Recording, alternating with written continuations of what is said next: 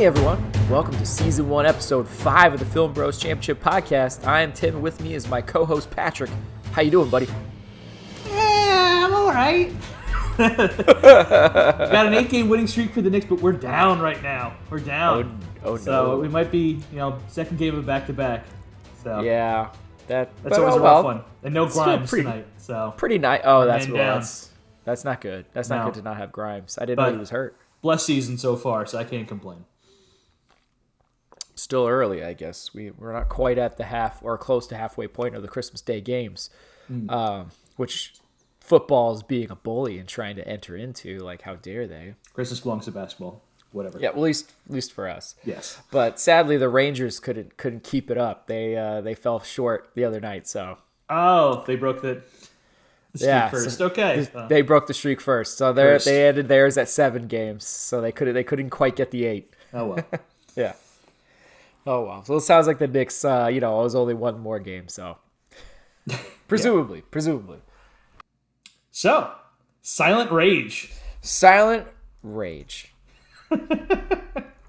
I have so many notes.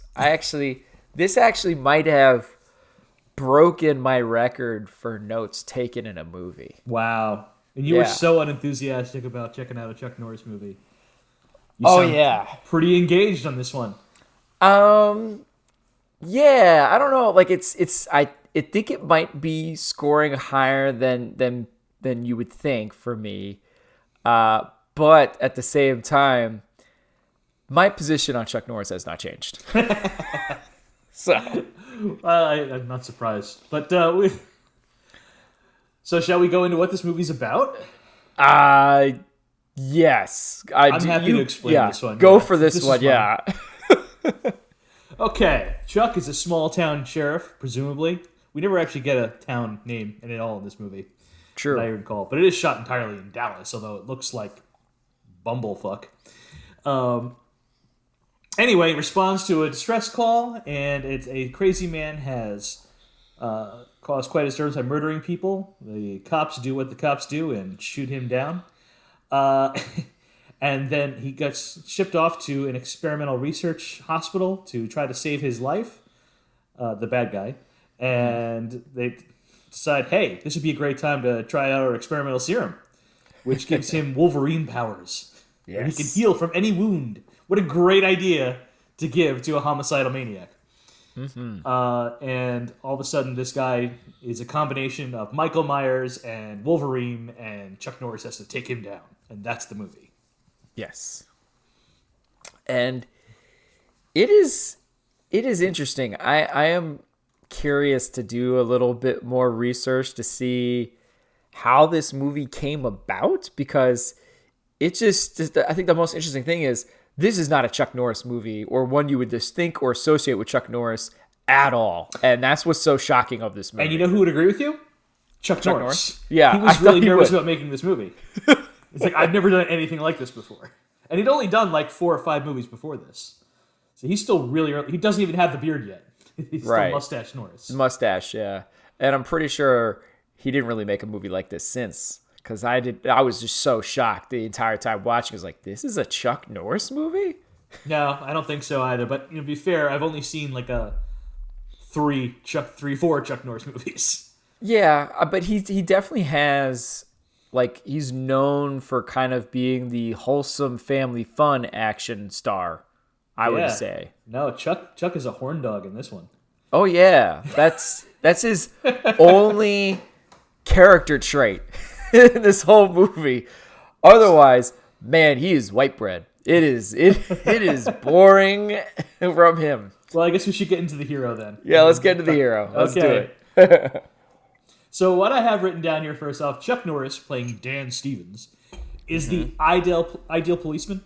He is very pleasant, always with a smile, very patient, perhaps to his detriment at times. Yes. When he comes to the house where he's responding to a woman screaming for murder, he knocks on the door first, which, man, I think there's a little bit more of a, you should hurry up on this one. He knocks on the door and slowly goes through the house. very slowly. He's very Does politely not going even take around. out his gun until he finds a dead body.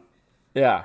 And And I don't know, maybe that's a when he little gets to hustle. upstairs, right? And even when that scary ironing board came down on him, which again is like a weird. This is kind of a horror movie at times. Yes, so no, this it's is really very strange. shot like a horror movie.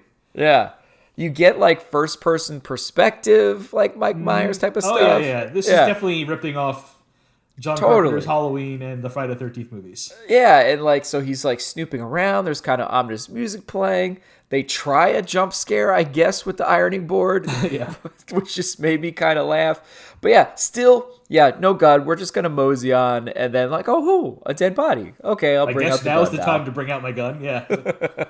Man, I wish all cops reacted to situations like this, but Yeah, because even like they jump off the roof or whatever. They this is like an upstairs. They the little scuffle. They go onto the roof and then they jump down from the roof and then like immediately they get shot at and like Chuck Norris is like, no man, like let's not shoot. What are you doing to me? Yeah, Right? yeah. It did get a little close to him, but then like towards the end of that fight, they're like both. Ron Silva and Chuck Norris are like, no, don't shoot the guy. And it's like, well, I guess it's good to be white.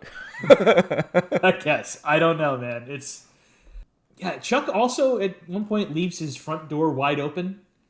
He's just hanging out in his house. It's just wide open. Feels like there should have been a line of dialogue describing how this is a small town where nothing happens because, Christ, that is some bad police work. Like, what are you doing? Yeah. I noticed too because there's one point when they're at his house and she comes over to his house and which man, that was just a weird sequence between him and the girl. The love montage?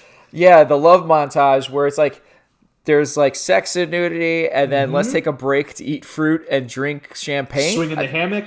Yeah. And then more sex, and then we're swinging in the hammock and eating fruit and champagne again. Which, by the way, there's a lot of champagne in this movie. I was really shocked. There is, and I will go into that one later too. Okay, yeah. So it just goes, it does that over and over again. So it's like, wow, this is a really weird montage. And then at the end of it, and it's a really picturesque home, right, with quite a view of a deck. And then like, let's go to my cabin. It's like, this isn't your cabin? Like what? Yeah. I mean, it looks like I can't believe this is all shot in Dallas because this house looks like it's in California. So maybe IMDb is just wrong, but this looks like a Hollywood Hills house. And like, I don't remember there being any mountains in Texas. So or in Dallas like that. You're right. It's got picturesque tree scenery kind of going on in he the looks background. like he's in the middle of the woods with that house, but somehow there's also a cabin that's even more remote. But did you catch who is singing the song during the love montage? Yeah, well, I didn't catch it when I was watching it, and then when I was like looking up stuff, and then I was like, "No way, that's Peg Bundy!" Oh my god, Seagal. It's the time for love. I knew she had some kind of a musical background, but I had no idea it really got into a motion picture or anything. So I was kind of shocked by that one. Yeah. Oh, I also have written down here with the champagne. Ron Silver's wife later shows up with pizza and a bottle of champagne, which is like, what a terrible combination. I have that exact same note. I have almost to exact T. That is my note. Like champagne and pizza. That's a winning combination. At the same time? No. There's so much champagne drinking. I don't know what's going on. It was like they had a super sale. I guess it's not like the thing you would think of. Like we're in Dallas. Everybody, there's strippers and champagne, and that's what we're doing. And I guess they were carrying that into our movie. Well, I don't even know if we are in Dallas, but yeah, we're in the area. We're in the area. Yeah, but so Chuck is very horny in this movie. Yeah, and his go-to flirting move is to smile a lot and say next to nothing. Stare longingly into your eyes. And to be honest, saying next to nothing is pretty much his go-to move throughout the entire movie. Yeah, like and like so. Even there was one point where. There's like a former romance with the female star in the movie, and he's like I guess trying to woo her back, which was kind of weird and awkward. Like they never explain exactly what happened. Maybe he blew her off. I don't know. I guess that's what you can assume. But it was like at one point they tried to say it was like 5 years ago, and it's like so somehow we're just hearing about this through Ron Silva doesn't know him or anything. It's like wait, how long have you been here? This is the second time you've done this now. What, am I mispronouncing his name? You're calling him Silva? Is that no? What have Silver. it's just Silver? I don't know why I said Silva. Okay. I don't know either. Maybe I feel like that's what it should be. Okay. Is Ron Silver. Yeah. And so like how long have they been here and living in the area or something? It just seemed kind of odd. Well, it's wild that this was such an important relationship for her, but Ron Silver has never heard of him. Right. Her brother who's she's living with. Yeah, and, So, like, and what? again, it was like 5 years ago that apparently this relationship happens. So it's super weird. And like, so there's like a point where she's like, after they sleep together the first time, like, yeah, she's like, yeah, This this is is a before bad the love idea. montage. Yeah, this is a bad idea. We shouldn't do this. And his response is, okay.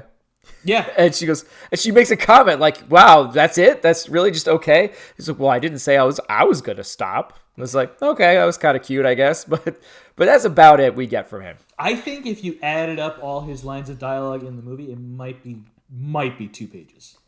Yeah, it's not great. Yeah, and so my note is, Dan, the only personality you get from him is when he is all horny trying to get the girl. Otherwise, there is nothing. There is one other time where we actually show emotion on Chuck's face. And that is when the when partner Deputy dies? Flounder dies. Yeah, thank you for calling him Flounder. Oh, yeah. I didn't even bother to learn his character name. I just wrote Deputy Flounder the entire time. Yeah. Flounder from Animal House is in this Yeah, movie. As is really Chuck shocking to Norris's deputy. see him. Yeah, Yeah. so was I. I was like, that Flounder? Yeah. Well, he does try some, like, I guess, dry, sarcastic humor to some of his outlandish comments, but it never works. Like, he doesn't pull it off ever. Yeah, no. Chuck's not. That's what I'm saying. It's not a comment on Flounder. This is a comment on Chuck and his commenting back to Flounder's comments, and it's supposed to, I think, like, there was a certain actor could have pulled that dialogue off really well and came off very humorous, but it's just dry toast. Chuck feels he's very uncomfortable with the whole thing. I think they even, I'll get into it later, but I think they threw some improv at him and he just didn't know what to do.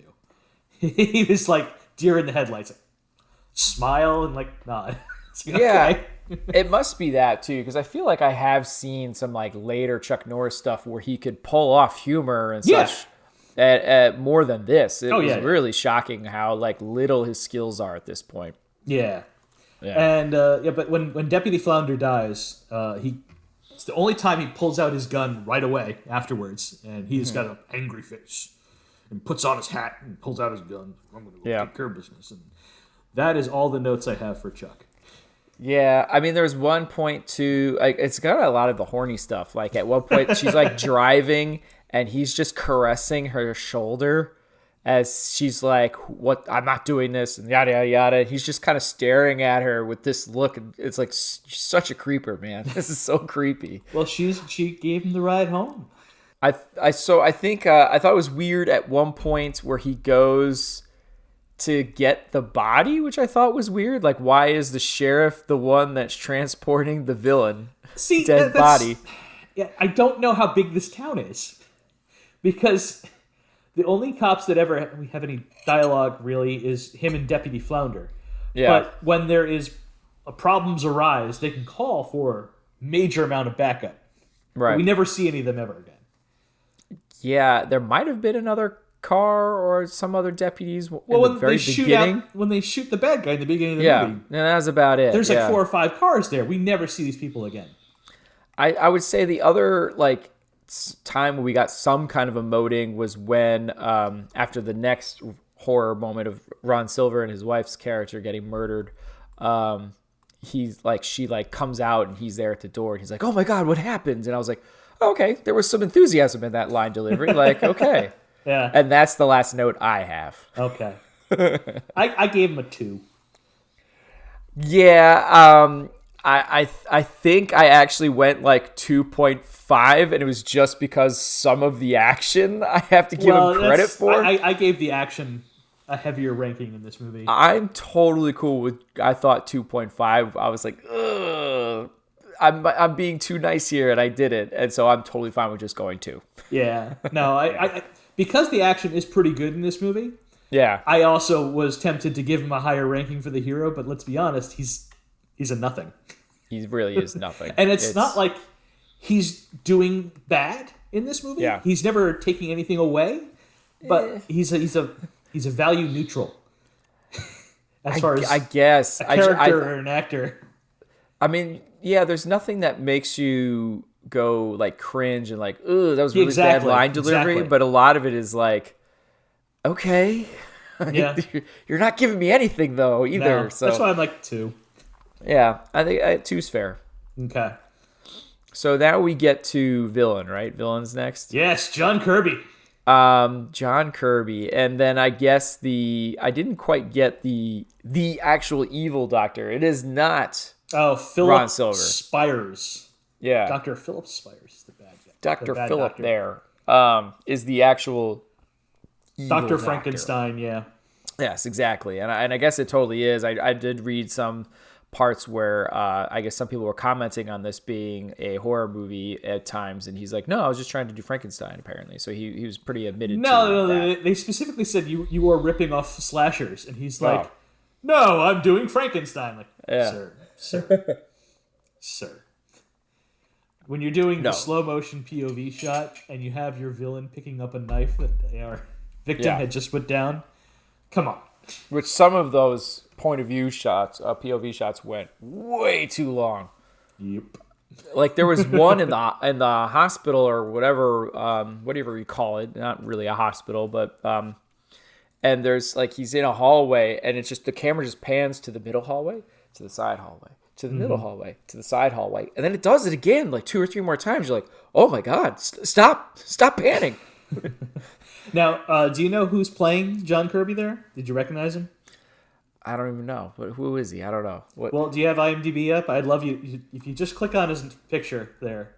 The first thing to show up on his IMDb page, you'll know exactly where you've seen him before because there was something familiar about him.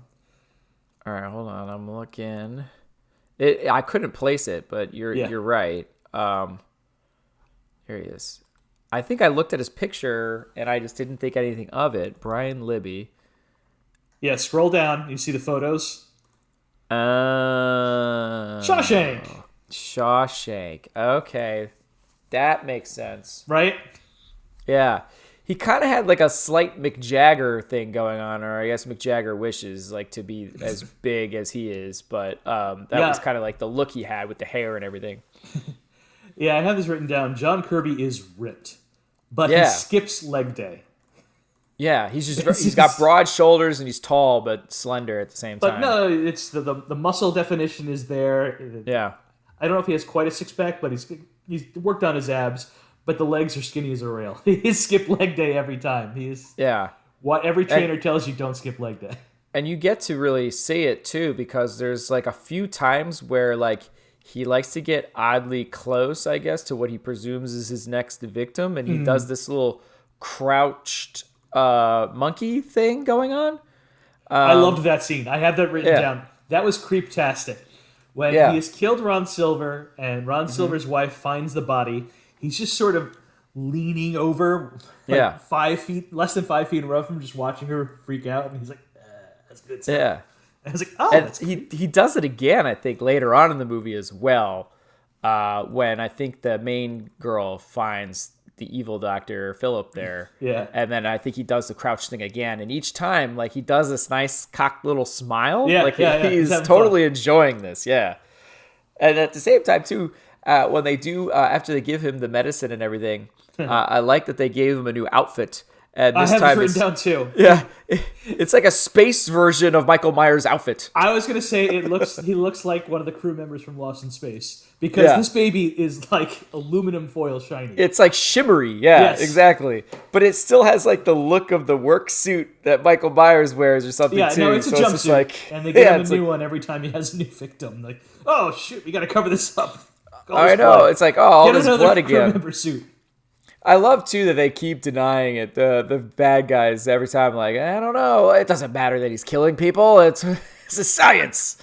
It's never happened. Come on. Yeah, couldn't have happened. A lot of weird deniability on that. But one. we start off with him just being a regular crazy person. I guess he's just having a freak out. I'm curious if they were doing any kind of tests on him before. I guess not. Because he was a patient there. He was a patient of Ron Silver's. Yeah. Ron Silver in this movie is, I think, a psychiatrist, a surgeon, and a geneticist.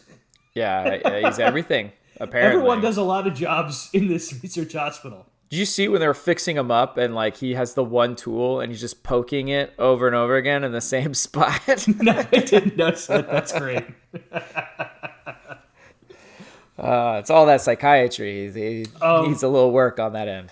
But he's like, it looks like it's a hot day in the beginning of the movie. He's freaking out. Everything is bothering him. And I'll be honest, I'm kind of on his side because the screeching from the landlady, I'm like, God, I hope she's gone soon.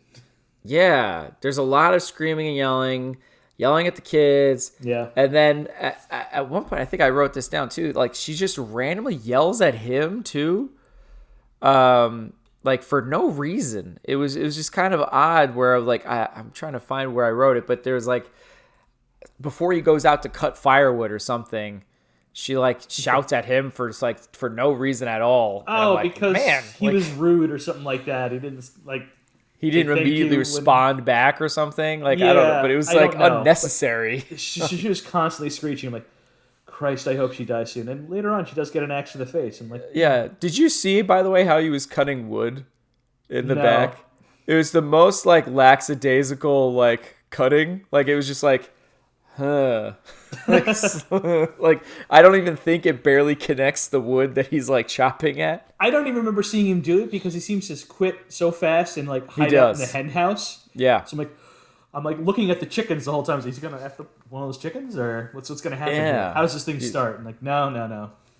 Luckily, the kids are told to go to the playground around the corner. Starts, yeah, before he goes to town, I guess. Anyway, yeah. Yeah. He starts his killing spree, and then Chuck arrives and gets him. And I guess this guy is already super strong naturally. Yeah, right? Because he kicks the car door open, right? He breaks the cuffs. Yeah. First off, and then he kicks a police car back door off the hinges. Which, by the way, looked cool, by the way. Yes, it looked cool, but I'm like, man, this guy's strong. That's why I'm thinking they were already doing stuff with him.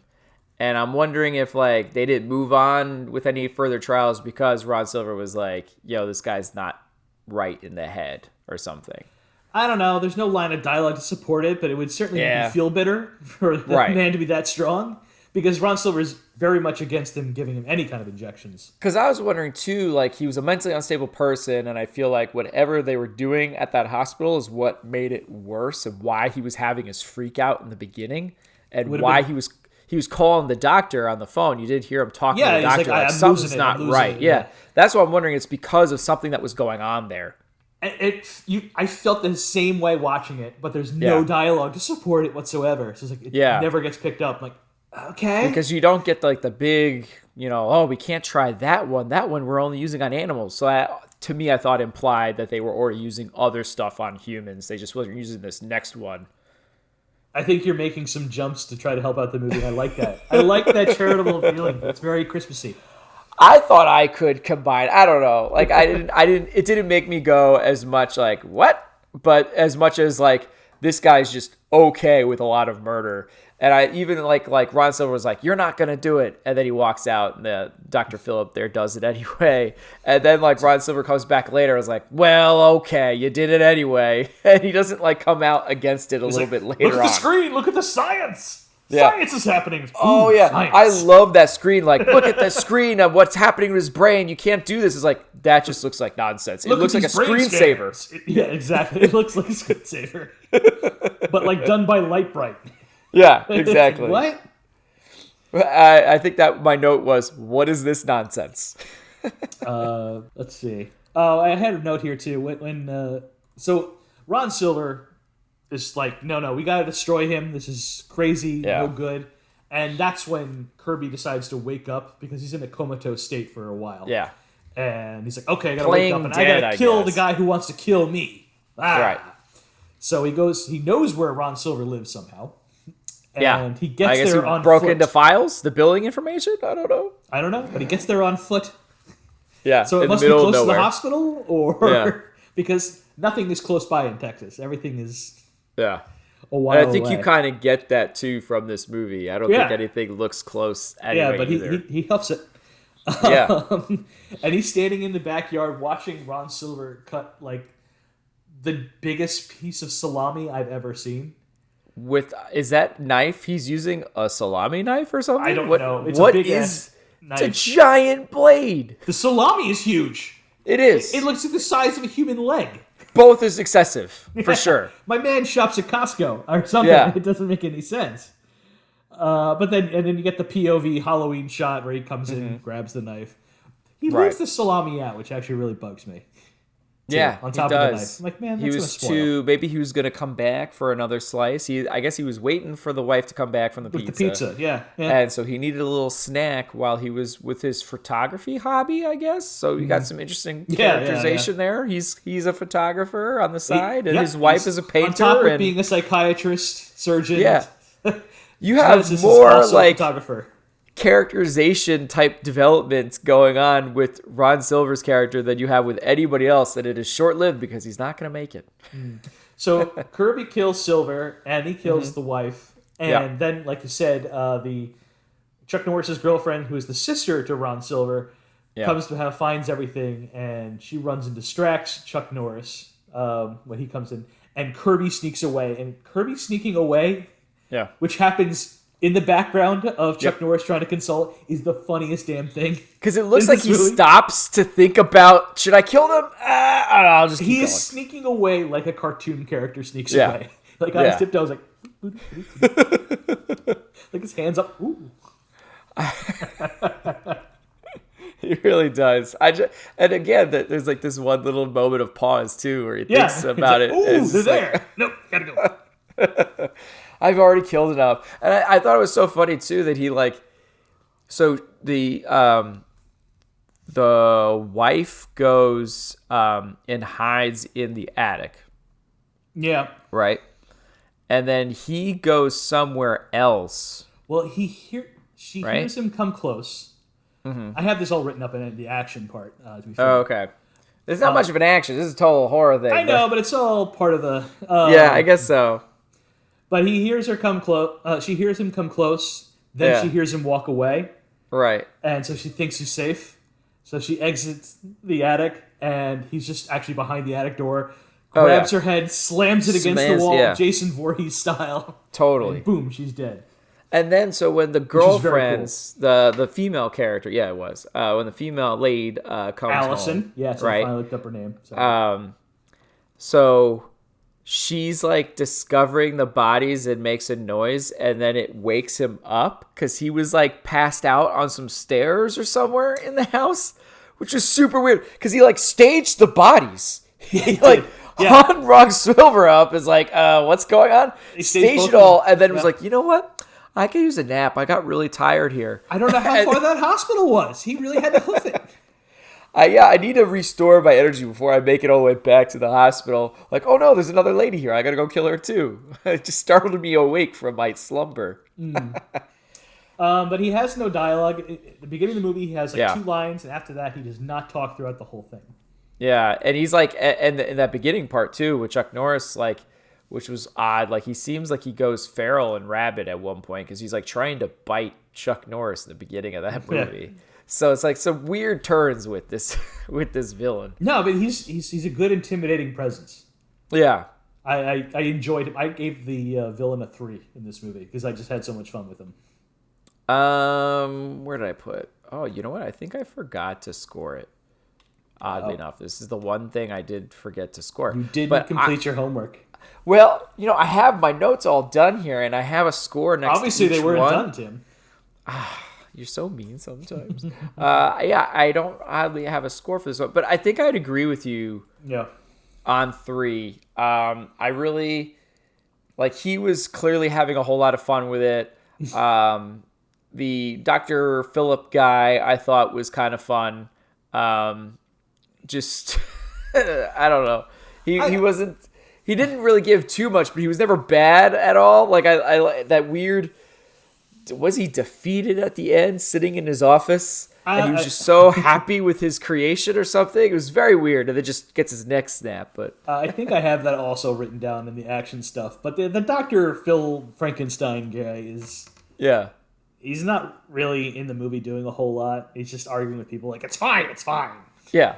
We're science. Look at the advancements we're going to be doing. We're going to be famous. Yeah. We're going to save millions of people. A lot of denial coming from him. But yeah, so otherwise, no, it was kind of fun. He was having fun. It was never anything that was painful to watch at all. I like to, at one point, when the other doctor that was helping out that died the in the anesthesiologist / also research scientist. Yeah. And at one point he's got a syringe and there's just like a bubbling water. It's sulfuric acid. It's is that what it's supposed to be? It was written on the jar. I have this written on the action stuff too. So weird. Okay. Yeah. All right, so cool. We'll go 3. Okay. All right, so we'll get to the action now. Action. So this movie action starts off with an axe to the face. To the face. Yes. Gets him right in the eye. It is nice. And they show it too. Yeah, really. it's nice. So it's like, all right, like yeah. Surprising. You so angry about watching a Chuck Norris movie that starts off with an axe to the face. Like, hey now, you're speaking my language. Again, like, horror fan. How is this a Chuck Norris movie? That's what I kept saying to myself the whole time. I don't know if this gets into the action point, but the amount of boobs in this movie was just startling for being a Chuck Norris movie. It's a lot of nudity. One, that's a positive for me. 2, yeah, I'm not saying that's bad. I'm just shocked. Again, it was just like every time I saw boobs, I'm like, 2, I do this find is this Chuck funny. Norris? You decided to bring this into the action stunt category. Okay. I didn't know where else to put it. Okay, great. Yeah, no, I think I had it miscellaneous. Yeah, fair enough. It was just, I think it was more to my point of, no, it's the whole time I'm shocked that this is a Chuck Norris movie. Chuck Norris movies are always violent, but in a never above a PG-13 sort of way. It's clean CBS type fun. Yeah. So yeah, this is a seedier type of movie, and it seems very odd for a Chuck Norris. Yeah, it's like he is the wholesome action star. If you were going to have a wholesome action star, it would be Chuck Norris. That's why this is just like, I'm just shocked that something like this exists. But yeah, so we got axe to the face to kind of start off. So that was fun. Nice little jumping to the off the roof thing, and the gunshot looked legit close to him too. When Deputy Flounder shoots at him? Yes, yeah. There was, although it turns into a lot of rolling around on the ground at one point when the action scene continues. Yeah, and that happens a lot. I feel like it happens too towards the end too. There's a lot of rolling around in the ground parts and a lot of throat grabbing. Yes. Now it reminded me of the Goldfinger barn fight. We're just gonna do some judo flips. Judo flip. Like cool. But I thought it was really funny when Chuck finally gets him down and he gets the handcuff on him. You can clearly see he only got one handcuff on him after he gets him up because one is just dangling down. I missed that part. It's just dangling off his hand. And then when we cut to the next scene, he's got them both behind. That's when he put him in the police car and he busts out of that car, out of the cuffs, and shot down in a blaze of glory. I'm not going to do it. Yeah, it's good. Oh, you're going to do it. Tim and I are really big fans of Young Guns too. And one. God, I love Young Guns. Yeah. Although not my favorite artist, but no, it's the only Bon Jovi song I like. Yeah. So anyway, I was a little bummed that it like kind of just finishes off with kind of rolling around, and then that's about it for there. But I think I mean I don't know about you unless you want to have some conversations about here in the middle. But the real meat action wise of this movie is the bar fight, is the bar sequence. That's the best. I was part. going to mention before the bar fight, which happens is I'm not sure exactly how they did it, but when they're displaying Kirby's now ability to heal when they cut him. In the heel. Yeah. I'm not sure how they did it, but it looks really cool. I think it's reverse photography, but it looks great. I guess there was never any blood, which I thought was weird because he's supposed to be alive. But it did look cool. I wasn't sure if it was like, did they like zoom in on like a dead pig and just kind of made it look like a chest or something? But But yeah, it did. I was like, oh, interesting. I wonder how they did it. But also at the same time, I'm like, no blood. This is weird. Yeah. Good point. Yeah. But yeah, the bar fight. The bar fight's great. Bar I fight is really pretty good, enjoyed. yeah. I enjoyed the bar fight a lot. Apparently, that took like most of their time to fight. Apparently, it was a really popular bar. Apparently, it's where in the the Texas Rangers drank in. Yeah, I read that too. I thought that was cool. Yeah. My favorite part of the bar fight, right? So there are some bikers in town that have been honestly just rude to Chuck Norris, and so Chuck Norris told me, "Get out of town," in a very polite way. Yeah. And then he sees they have not got out of town, so he goes to the bar. And when he goes into this bar, it's a lot more bikers this time, and they have strung up, not dead, but they've strung up the regular bartender there. They got him in a noose. Yeah. He's not like choking or anything, but No, he's not. Yeah. They got him kind of set up this that isn't way. going to work for me. Yeah. And Deputy Flounder is so fucking useless in this movie. I think we'll save it. We'll save it for the sidekick there. Yeah. But yeah, Flounder does get this party going, and it's fun. There's one where a guy comes at him with a pool cue. And he just snaps and breaks the pool cue and punches the dude in the face in a really quick thing. And I was like, that was really cool. My favorite shot of this is a guy comes and does like he punches Chuck Norris down, right? Like almost like a flying punch down. And Chuck falls, but then flips his back leg to kick him in the face as he's falling. I'm like, that was awesome. That was great. Like a lot of it was in this bar sequence. There's a lot of really cool fight sequences going on here where he will do like I think at one point he like does a leg sweep, but the guy like picks his leg up, but then as the dude picks up his leg, he's sweeping the leg back up around too, and he kicks him in the back. I was like, wow, that was actually really cool again. Like, Chuck's a hell of a fighter. It really showed in this scene, and I like the pool cue to the guy who's going on the bike. Oh yeah, and that was a little bit of nonsense. Like there's just happens to be a bike somehow in the bar. Well, they're rowdy bikers. They bring the bike in the bar. One guy did at least. Yeah, and then there's like a weird ramp conveniently going one of the to a tables window, falling down, turning into a ramp. And of course, it lined up perfectly with the window. Sure, but it was cool. It looked like a real practical stunt where it looked like he knocked nail that guy him off the bike. Yeah, right before that bike goes out or whatever. So that was it was cool, but at the same time, I was like, that was ridiculous. But and I have here was for the last note as part of the bar fight, 2 thumbs up for all the nudity because there's a lot of it in the scene. Oh yeah, there is. So They're like they kind of just whipping them out. Starts off with it, and I read the note too, where I guess one of the people it's the one who distracts Deputy Flounder. Yeah, apparently she was just a person at a bar that they were like, "Do you want to be in a movie?" And she's like, "She was sure. a legit biker chick," and they were like, "Yeah, you want to be in a movie? Sure. You mind being in a movie?" And she just flipped off her top anyway and showed him like, "No, fine, cool." And she never did another movie again.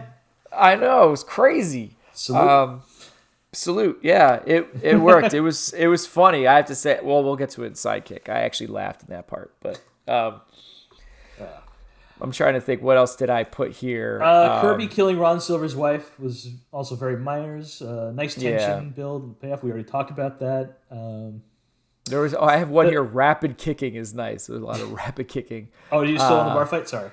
Yeah, sorry. I have another one here. Reflex is like a cat, gets to grab the guy by a throat. Again, a lot of throat grabbing. It is like 20 people in this bar versus Chuck Norris. Yeah. But he takes them all out. He gets hit. I gotta give him credit too. He doesn't do the Seagal thing where I can never get hit. He takes some tumbles and he does take a couple. Get a lot of shots in the back. He's like and he does good face acting with getting hurt. Probably because he's actually getting hurt. Probably. But yeah, I have to say, favorite part of the movie. Oh, hands down. Yeah. I wanted more like that, and sadly we don't get more like that. But yeah, Ron Silva, right? Or Ron Silver. I want to call him Ron Silva. I like it.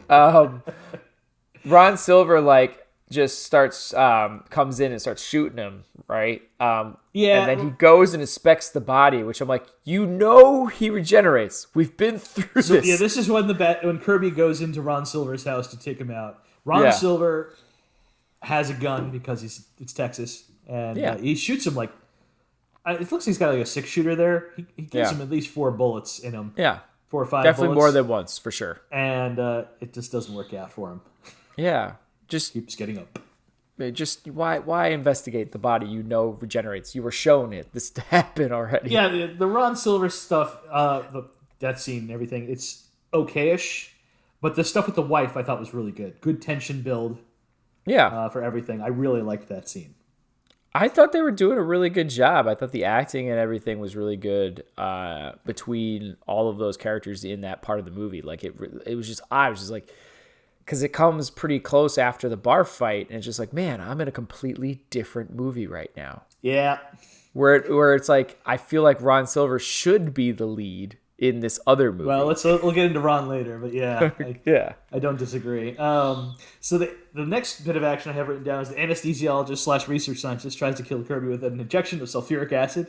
Yeah. And for some reason keeps an extra syringe on hand for after in Yes! case Kirby doesn't die. I have this note too. Where did this other syringe come from? He's like, just in case, I'm going to keep this other syringe full of sulfuric acid. I'm going to walk down this really spooky basement hallway after I just injected this guy, but just in case he's following me. Like, what?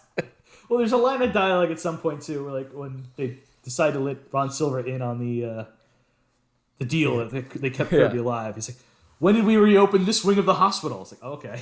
Yeah. Big place. I didn't even notice that line. This is an abandoned part of the hospital, which makes it extra creepy and everything. Of course. Yeah, Kirby, of course, does not die from an injection of sulfuric acid and grabs that extra syringe and shoves it to the guy's neck. It's kind of a bummer because we don't see it. It's from the other side of his face. So it's just like, man, like, oh. And there's no, like, special reaction to acid in the vein, which I feel like there should have been. That would have been fun to see, for sure. Yeah. But nope, you get nothing, basically. Yeah, here we go. Kirby snapping the neck of Dr. Phil. Yeah. While Phil was smiling and caressing Kirby's face. He's like proud of his creation. Super weird. Yeah, exactly. I guess that's what it was. But it was weird. Like he totally he sees his like partner in crime that was gung-ho with all of it. Although he was like, yeah, we should probably kill this dude now. And he's like, no, we're not going to kill him. And then he goes and tries to kill him anyway. It's like, oh, I guess he went against his partner there, even though, he ended up dying. So he sees his partner friend dead in the hallway. And he just goes to his office and pours himself a drink. It's like, does he already know he's gone for? I guess so. He's like, I'm sad. Yeah. And then but look what Kirby's I created. Look at you. You're beautiful. That kind of thing. And then he's smiling and caressing his face. And Kirby caresses his face and then snaps his neck. Yeah. And it made me laugh really hard. And I had to rewind and watch it twice with the look on Dr. Phil's face. I thought they did it in a quick enough way that it looked pretty legit. But it's the look on Dr. Phil's face as he dies. It's just, for sure. He's so smiling and like drunk happy. Like, and snap. Right. And then the hunt is on for the female lead, Allison or whatever, right? Yeah. At that point. Yeah. And it turns into all of a sudden a Halloween movie. It's Halloween 2. Yeah. Yeah. Basically is what it is. There's like one poor doctor. We're getting this point of view hallway sequence, which again was like insanely too long. And like he's going to go for the door that she's hiding in. And then a poor, unfortunate doctor pops out from another door. And it's like, oh, cool. What's he going to do to him? Oh, we cut away. It's like, that stinks. I was really hoping for some more horror. Like, let's go. It's a bummer considering, like I said, this movie starts off with axe to the face in the eye. Yeah. And we never get anything as cool as that kill again. That's what I was hoping we were going to get, especially in that moment. And nope, we don't. And I was sad by that. Eventually, Allison is running away with Deputy Flounder. And this is where finally Kirby gets his hands on Deputy Flounder. And I'm clapping and cheering for Kirby to do it. And he grabs him in a bear hug and just snaps his back. And I guess that's what happens, right? Yeah. He was still alive when Chuck finds him, but he takes like a dying breath type of deal. But I guess he just gets squeezed. It's a straight Jason Voorhees move to pick a guy up and snap his spine while hugging him. But like I covering all their bases. I really appreciate Kirby killing off the annoying characters in this movie. For sure. Didn't get enough, to be honest. We could have had some more fun kills. And during this whole scene, which is very, very long. Like Chuck Norris is like gone from this movie for like 15 minutes plus. He left the hospital at some point, and I have a note like, wait, when did he leave? I was a little lost on when that happened. Well, I guess he had to go back and check out Ron Silver's house and investigate and everything. I don't know. It doesn't make much sense. Yeah. Well, no, because he goes to Flounder and he's like, bring her to the hospital. Yeah. But then he also goes to the hospital to question Dr. Phil there. Yeah. So it's like, wait a minute, why did he have to take her to the hospital? You were going to the same place. Why was that necessary? I guess he had to control the scene before other cops came on. I don't know. Yeah, maybe. Or maybe he's like, I need to question and she could still be attacked, so be there to protect her. It was the reasoning. I don't know, but yeah. But anyway, during the scene where Kirby is chasing Allison through the hospital, he appears to have Jason Voorhees teleportation powers. Mm-hmm. So another power we didn't know about. Because in the beginning, he's on the same floor as Allison, and she runs down the stairs, and when she gets a couple floors down, he's below her somehow and looking up at her. And like, wait, how? I don't know. Make any sense. It made But he's got a great sense. look on his face when he does it. Yeah, again, I kind of liked because a lot of kind of horror movies, you get very stoic and straight-faced and very scary, intimidating. He's wearing a mask or something. No mask for this guy. Or no eyes or dark eyes. Yeah. But no, this guy is kind of sick and smiling and smirking through a lot of stuff. I was like, I kind of like this. Can we get a serial killer movie like this? Just not in a spacesuit. Yeah, not in a spacesuit. The spacesuit kind of definitely ruins things. Yeah. And I love that they kept. They're like, oh, he killed some people again. He's got blood on his spacesuit. We need a new spacesuit. A new spacesuit. Let's get a new one in here, guys. It might look bad if somebody sees our Frankenstein in this abandoned part of the hospital in a bloody spacesuit. We need a new spacesuit. Yeah, it's very unbecoming. We don't need the pitchforks this quickly. Let's get a change of outfit. Yeah. Anyway, so they run around this hospital, which for what feels like forever.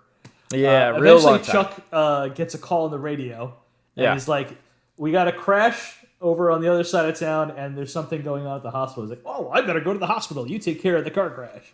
Yeah. He arrives on the scene, finds Deputy Flounder. Deputy Flounder is like, "He hurt me," and dies. Yeah. Chuck gets mad, puts on his hat, pulls out his gun.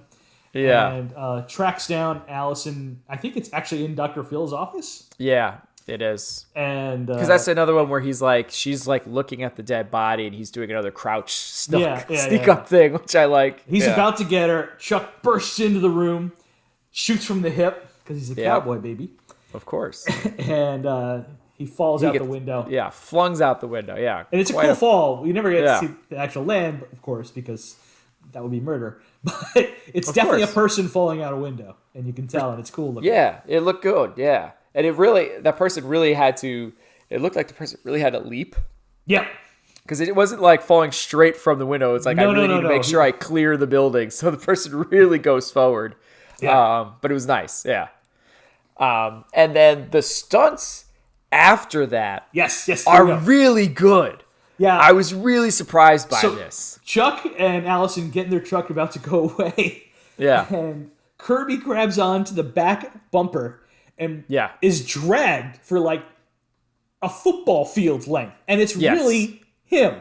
Yes. It's definitely a stuntman or actual actor getting dragged by this car. It looks cool as hell. It looks legit. Oh my God. And then he climbs from that position of being dragged. He climbs into the back of the truck. It was like, that's just impressive. Yes, it's really cool looking. It's really cool. Like, that is so insanely dangerous. I mean, yes, it's on grass, but it's like, that is insanely dangerous. But yeah. Yeah, and incredibly impressive to be like full armed, extended, being dragged. To pull yourself up onto a moving truck like that was nuts. Yeah, it was really cool. Very cool. Yeah. And then when Chuck and Allison realize, oh my God, he's in the car, they both jump out, and the car is a pretty cool car crash, but of course, for some reason, the car explodes. Oh yeah, it made no sense why it explodes, but it straight up explodes. And then there's another nice practical stunt of a dude legitly on fire. Yes, and before I can get annoyed laughing at the car exploding, Kirby exits, and he is on fire for like 75 seconds. Yeah. And it's like 3/4 of his body legit on fire, and then he jumps into the pond and comes out. He's fine, of course. Yeah, pretty fine. Although a he really looks cool a little fire ashy. stunt. Yeah, It's a great fire stunt. It's just kind of weird because it's like what like it's so weird because you're getting like some action in the beginning, then horror movie stuff, then we're back to bar fight action, and then we're back to pretty boring horror movie stuff. And there's a love scene, love montage, love there scene, in the and middle all that too, kind of stuff in there, sure. But then like all of a sudden, like we're getting like really cool stunt work out of nowhere that was like very different than what you saw in the rest of the movie. And there's so many different things going on in this movie. It's kind of nuts, but the stunt work is really cool in that part. And then it's bad at Yes. the very end. The last fight Yes. is awful. It's terrible. I stunningly like, what? This is the best we can do? And Yeah, it's a like you series said of earlier. judo flips again. Yes, And exactly. Yeah, like we're you said, doing it's this the judo again? flips. There's some kicks going on, and it is boring. It is rough. Yeah, and then he picks him, and then Chuck finally decides, screw it. He picks him up Hulk Hogan style and throws him down a well. Yeah, And she's like, And is it over? And yeah. it's not even a guess it cool is. I guess that's place. right. They're just in a field with a well. Like it's not even like an interesting place to look at. Like there's just. Yeah, It's in the just dark. a real bummer because it's like, wow, okay, this movie's really picking up. Like the stunt work here is really awesome, and then like, ugh. We have not spent 5 more minutes doing something for this. Yeah, it's not good. I And don't then know. you get the back to a horror movie thing because he jumps. He's still alive. Credits. Is it over? Cuts down to the well. He jumps out, and that's the end of the movie. Like, Yeah. okay. More Jason Voorhees there this time. But I gave the action stunts overall 4. Wow, that's high. I went 3.5 though, so it's not like I went that crazy. I'm okay if you Oh want no, to go I 3.5. said 3. Sorry, my bad. I said 3. I'm okay with the 3.5 if you want to go 3.5. Okay. Yeah, I went 3.5. Just because there was some stuff that was not good. Well, no, there's definitely Yeah. drag in this movie. For sure. Like I guess where this movie makes it for action is definitely the bar fight and definitely the stunt work at the end before the final fight. And that's And the I like best the stuff horror the movie's bits got. too. The horror, yeah, it's weird because I didn't put all my horror bits are in my general notes. I didn't even put that in actions. I didn't really consider it action. But yeah, the horror, not that it's like greatly done or anything or that got me Yeah, scared. it's a weird or by any hybrid movie. means. So I was just, Yeah, it was just your such an mileage may interesting vary thing. on how you wanted to rank it. Yeah, I guess the novelty of being like, I don't think I've ever really seen so much horror attempted in an action movie before. It really is weird. Not like this, anyway. Yeah. There are horror action movies. But Yeah, there's horror action movies. You're right, but this is like, it's way more of like 2 different movies mashed into one. Yeah, but I would love to see somebody remake this because it's ripe for a remake where it could work really well. Yeah. Anyway, so let's move on to the mentor sidekick. Yeah. Flounder time. And my first line, oh Christ, it's Deputy Flounder. Yeah. There's a flounder exclamation point on mine. Oh, he's annoying. Yeah, he is really annoying. And my first main thing that I write about him is his story about his dog. I have this written too. Yeah. Yeah, it is I think real this is- messed up. I think this is improv. This is what I was talking about before. Okay, I'm almost thinking they're so desperate for deputies that he's like, you're kind of pathetic. You run away from fights. You have this really messed up thing about your dog, but don't worry, man. You're gonna be all right. You're gonna be just fine. It's like, man, you're desperate for someone to take these jobs. I can't. The story he tells with the dog. Yeah, He wants to wash the dog. I forget reason why. I think he got the dog dirty or something playing with it. Yeah. And he washes it, and then he decides to dry it off by putting it in the freezer, and the dog freezes to death. yeah. He went and played and forgot about it. It's like a 2-3 minute story as he's going into it, and Chuck Norris just seems incredulous listening to it. Yeah, And like he's never heard the story before. So he's like nervously laughing and smiling, and he's like, I don't know what to do. yeah. You can almost see him looking around like, what the fuck is going on? It would have been really cool to see somebody that could handle that kind of stuff in that role to see how they would react. And bounce off of that, because it was like, what is this and why is this line in the movie? I guess it was just to build up like, I mean, I'm just no good, you know. Like, this guy is so effing useless. The first thing he does is almost shoot Chuck Norris. Yep. And then this is their next scene as we're talking to him, and we get this story. And he's clearly a virgin.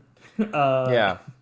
They're, the biker people, when we first meet him, is clearly taking advantage and distracting and mocking him as it looks like they were going to try to steal from the register before Chuck shows up. So again, kind of useless again there. And then they go into the biker bar. The bikers are holed up into the second time. Even before they're talking to Chuck, he's like, I don't really like violence. You became a police officer? He's like, I'm just scared to confront people. You became a police officer. Yeah. He literally says he's run away from every fight he's ever like come across too. It's like, oh, okay, so people need help and you're going to run away. Like, that's what I'm saying. Like, they must be so desperate that they would have somebody like this in this role. It's just insane. And then it's like, Chuck's like, let me do the talking. And then he goes in and immediately just starts shouting and talking first, which starts the bar fight. But it's just like, oh man, this guy is just, and I think that's like, that he was able to be brave, I guess, and get in the way so the girl can get away was like his redemptive moment, I guess. I don't know. The first thing he dies. Congratulations. The first useful thing you've done in this movie is die. Yeah, so the girl can get away. That was basically it. Yeah, I hate when they have fat guy characters like this. It just drives me nuts. They have to be useless like this. Useless. He's not. He's useless. He's a wimp. He's annoying. He's not funny. He's not funny. Yeah, he's supposed to be the comic relief, and he's not. No. It's just kind of just sad. I'm glad he's I'm glad.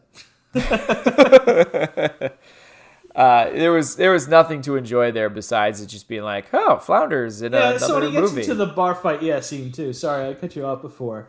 Yeah. I can't even remember why she does it. Like she just sees him staring at her tits or whatever, and so the biker chick decides to flip him out, and he's like, I think I'm in love. Yeah, and then I guess that's the one thing that kind of made me laugh. Yeah, like he's like, all this bar fight stuff is going on. He reaches out to touch him, and Chuck's like, stop. What are you doing? Yeah, because he was like, go call for backup, which is the point of why he left. And then instead of calling for backup, he's just talking about how he's in love the whole time and talking about the biggest ones I've ever seen. Yeah. They were nice, but like, it was still weird that like, it is. And then when a guy gets kicked out, he goes, "Oh yeah, we need everybody here now." And it's like, that kind of made me chuckle a little bit. I have to be honest. Frustrating. So frustrating. I get so angry at these characters. This is like why I have a mentor side. I wanted a mentor sidekick because this is the worst part of it. Yeah. Because sometimes you have the mentor sidekick where it's Eddie Murphy. He's like, this is a great sidekick. Fantastic. Lifts the movie. And then you have Deputy Flounder. Like, you're killing me. I hate you so much. And it's supposed to be funny. And he's like, no, you just make me mad. It's just not fun. It's depressing, if anything. Did you put anybody else in this category? Yeah, I have Ron Silver in here, too. Did you? I guess. I mean, I don't even know if I'd call him either of those things.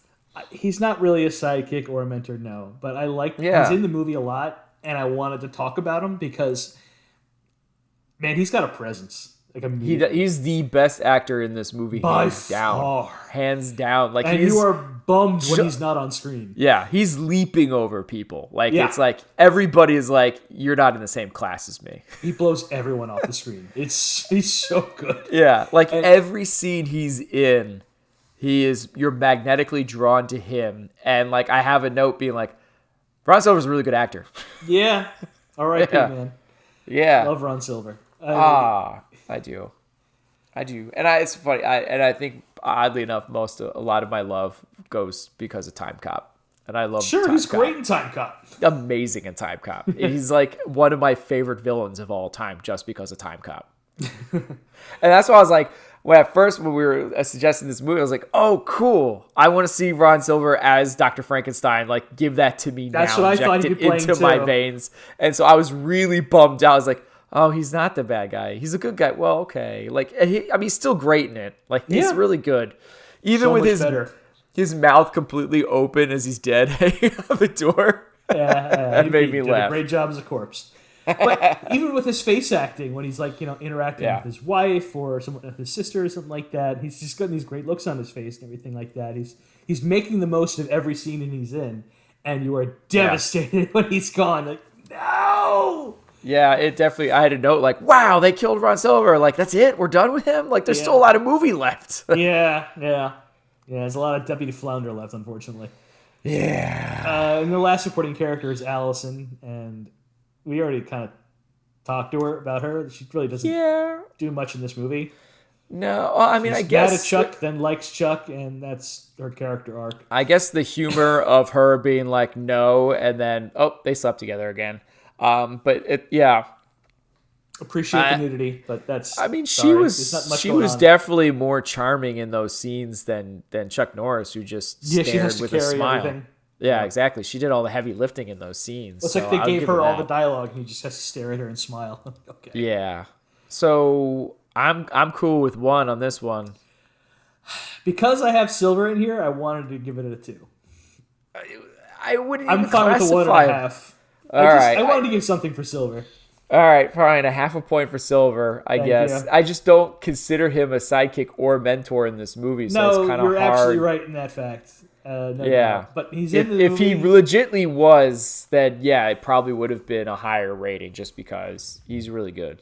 Yeah. So that gives the final score of a 10. Yeah. So 10, it ties the Junkman. Yeah.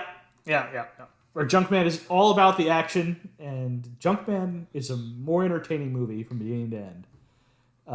But there's a lot going on in this movie, which brings it kind of even, I think.